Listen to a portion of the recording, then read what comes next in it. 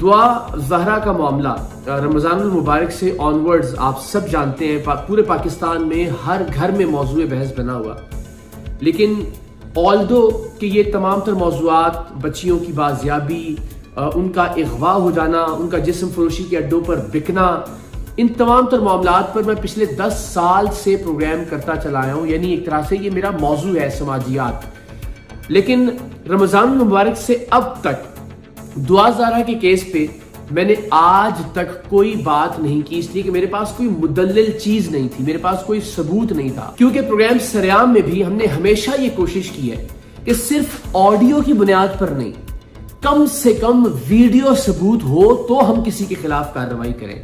इसीलिए दुआ ज़हरा के मामले पर मैं खामोश रहा, क्योंकि ज़ाहिर है मुझे हकीकी स्टोरी का इल्म नहीं था, मेरे पास कोई सबूत नहीं था कि जिसकी बुनियाद पर मैं बात करता। और एक ऐसा हसास मौजू था कि जिस पर बगैर सबूत के लब कुशाई करना, किसी एक को गलत करार देना, दुआ ज़हरा के वालिदैन को गलत कहना, या फिर वो जो ज़हीर साहब हैं उनके या उनकी फैमिली को गलत करार देना, ये नामुनासिब होता कि जब तक मेरा कोई पर्सनल फर्स्ट हैंड एक्सपीरियंस ना होता या मेरे पास कोई सबूत ना होता।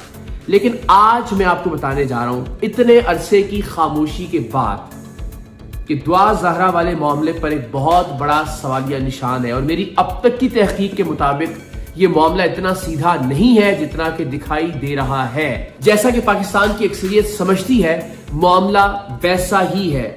बदकिस्मती से मेरी तहकीकात के मुताबिक दुआ ज़हरा को अगवा किया गया है। मेरी तहकीकात के मुताबिक दुआ ज़हरा एक गैंग के पास मौजूद है। और मेरी तहकीकात के मुताबिक चूंकि ये मामला इतना उछल गया, माँ बाप ने ये हिम्मत की कि वो टेलीविजन पर आए और टेलीविजन पर आकर अपनी बच्ची के अगवा की या अपनी बच्ची के घर से चले जाने की खबर को हिम्मत और हौसले के साथ दुनिया से शेयर करें। शायद यही वजह थी कि अब तक दुआ ज़हरा जिस्म फरोशी के किसी अड्डे पर बिकी नहीं और मजबूरन उसे अब एक घरेलू बीवी बनाकर फिलहाल रखना पड़ा है। लेकिन मुस्तकबिल अब भी मुझे लगता है कि दुआ ज़हरा का तारीख है। इस सारे मामले में दुआ ज़हरा का और ज़हीर का अपना एक मौक़िफ़ था, वालिदैन का अपना एक मौक़िफ़ था। हम इस पर अपनी तहकीक भी कर रहे थे। बज़ाहिर मैं इस बात का हामी भी हूँ कि ठीक है, लड़की अगर इस उम्र को पहुँच जाती है कि वो अपना फैसला खुद करे तो उसको अपनी ज़िंदगी का, अपने जीवन साथी को चुनने का फैसला खुद करना चाहिए। तो ज़रा इस मामले में भी मेरा टिल्ट जो है वो दुआ ज़हरा और ज़हीर की जानिब था, तो शायद इसलिए भी मैं ज़रा खामोश था। और बज़ाहिर ऐसा मुझे लग रहा था कि ऐसी भी कौन सी अंधेर लग रही है कि कराची शहर से एक बच्ची को जो है वो बरगला कर बुला लिया गया और फिर कहा जाए कि जी वो अगवा किया गया, उसको बादियों नज़र में तो वो खुद अपनी मर्जी से गई है, ज़ाहिर कोई उसको उठा के लेकर नहीं आया। लेकिन मैं अल्लाह ताला की जात को हाजिर नाजिर जानकर आपको बहुत सारे किस्से ऐसे बता सकता हूं।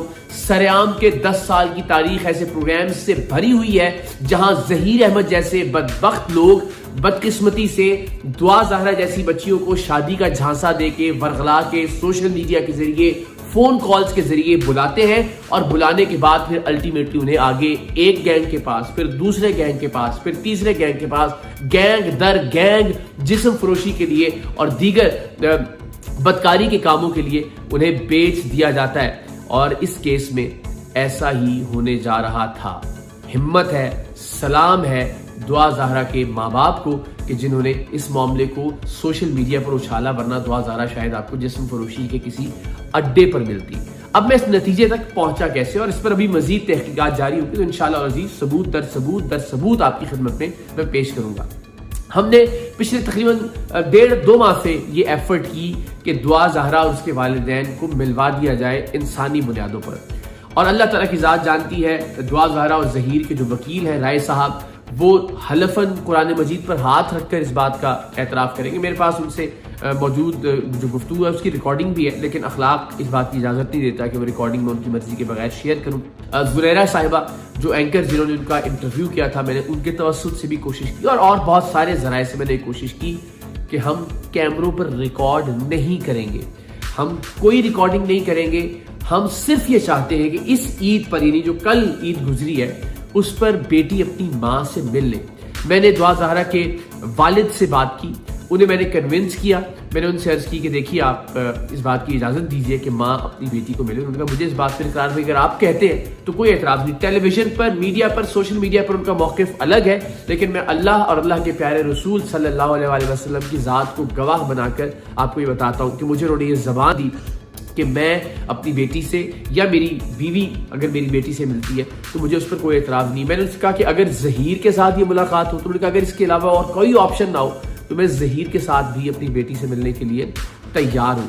जाहिर है सोशल मीडिया पर और टीवी पर चूंकि एक लीगल प्रेशर रखना है दोनों ने कि जी हम नहीं मिलेंगे, वो कह रहे हैं हम नहीं मिलेंगे, हम केस जीत कर नहीं मिलेंगे एंड ऑल दैट, लेकिन मैं आपको दयानतदारी से ये बात बता रहा हूँ और बल्कि मैं दुआ ज़ाहिरा की वालिदा का क्लिप भी आपसे शेयर करता हूँ। डॉक्टर हसन भाई, मैं साइमा काज़मी बात कर रही हूँ, मेहदी अली की वाइफ। मैं आपसे एक मदद चाहती हूँ। मैं चाहती हूँ कि आप मेरे लिए, मैं आपको अपना भाई कहती हूँ और मैं एक बहन होने के नाते आपसे अब मदद चाहती हूँ कि आप अल्लाह और उसके रसूल के वास्ते, मैं चाहती हूँ ये लोग जिन्होंने मेरी बेटी को किडनैप किया है, और आपको पता है कि ये लोग कितने ख़तरनाक हैं, ये लोग ठीक नहीं हैं और मेरी बेटी को किस हाल में रखा है, उसको इतना कमज़ोर कर दिया है इन लोगों ने। हम बहुत परेशान हैं, यकीन करें कि मैं आपको बता नहीं सकती हूँ।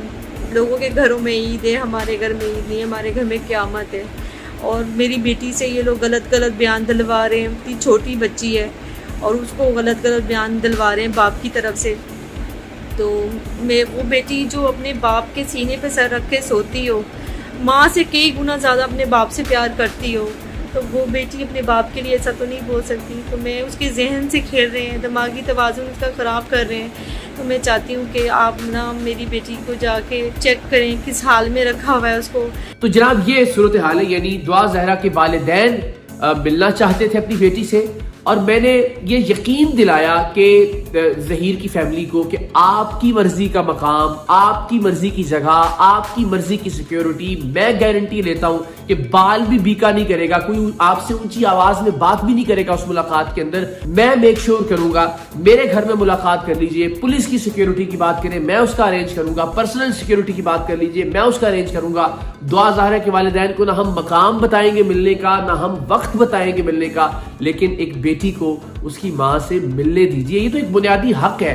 कितना बड़ा इख्तिलाफ होगा, कितने बड़े तजादात होंगे, क्या कर लिया होगा उस माँ ने ऐसा जुर्म कि एक बेटी अपनी माँ से मिले ना। ठीक है, एक फैसला कर लिया आपने, अगर फर्ज कर ले एक लम्हे के लिए उस फैसले को तस्लीम कर भी लिया जाए, तो क्या ऐसी क़यामत आ गई है कि एक बेटी अपनी माँ से न मिले या एक बेटी को अपनी माँ से ना मिलने दिया जाए? ज़हीर की फैमिली की जान से कहा गया जी नहीं, वो बहुत नफरत करती है अपने माँ बाप से, वो नहीं मिलना चाहती।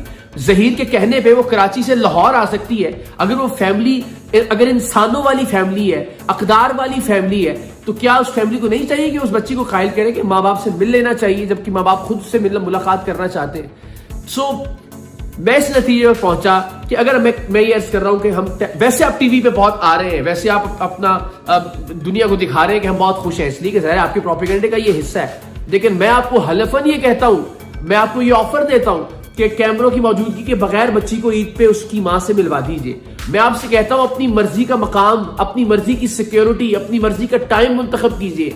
मैं गारंटी लेता हूं कि कोई आपसे ऊंची आवाज में भी बात नहीं करेगा, लेकिन उसके बावजूद बच्ची को माँ से नहीं मिलने दिया जाता। सो इसका मतलब बिल्कुल वाजे कि मैं इस सारी एक्सरसाइज में जो पिछले मैं 1.5-2 माह से कर रहा था, उनके वकील के तवस्सुत से जो मुझे समझ में आया राब्ता, मैंने उनसे राब्ता करने की कोशिश की, लेकिन अल्टीमेटली मैं इस नतीजे पर पहुंचा कि ये मामला इतना सीधा नहीं है।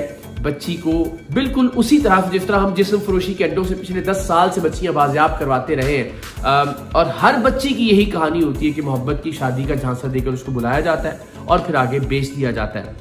तो इतना राज में रखा जा रहा है ज़हीर, उसकी फैमिली, उसके काम और सब चीज़ों को। अब तक सारी बातें वैसे भी गलत साबित हुई, आपने देखा सोशल मीडिया के ऊपर, लेकिन इंशाअल्लाह अज़ीज़ अब आगे चलकर हम एक एक किरदार को सबूत के साथ बेनकाब करेंगे। तो अब तक की फाइंडिंग्स थी और ये मैंने खुदा ताला की ज़ात को गवाह बनाकर आपकी खिदमत में पेश कर दी, और इंशाअल्लाह अज़ीज़ अब आगे वाली वीडियोस में आप मुलाहिज़ा कीजिएगा, इंशाअल्लाह इस बच्ची को इगवा करने वाले, इसमें कोई दूसरा लफ्ज इस्तेमाल नहीं किया जा सकता। ये इगवा जरूरी नहीं होता कि आप किसी को जबरदस्ती उठा के गाड़ी में डालें और उसको लेकर आ जाए। अगर इस तरह से इगवा किया जाता है, और जैसा कि मैंने अर्ज किया कि तारीख है कि बच्चियां इसी तरह से जिस्म फरोशी के अड्डों तक पहुंचती हैं, और अल्हम्दुलिल्लाह सलाम काज़मी साहब को, उनकी अहलिया को, दुआ ज़हरा के वालिदैन को, कि उन्होंने अपनी बच्ची को कम से कम इस स्टेज पर पहुंचने से शोर मचा के बचा दिया।